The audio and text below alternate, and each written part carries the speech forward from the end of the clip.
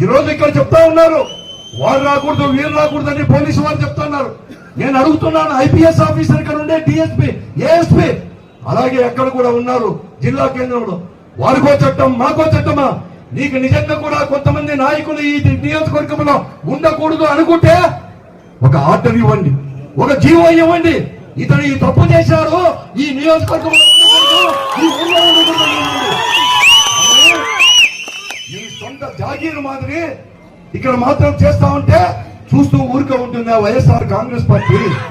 అనేకమైన పోరాటాలు చేస్తాం, నీకేం కొత్త కాదు, మాకన్నా కొత్తమ గానీ తాడిపత్రి నియోజకవర్గాలు కొత్త కాదు. ఇవన్నీ కూడా బెదిరింపులు తాత్కాలికమే అనే దాన్ని మీరు గుర్తించాలని చెప్పి మీకు మనవి చేస్తున్నాం. మంచి కాలం వస్తుంది.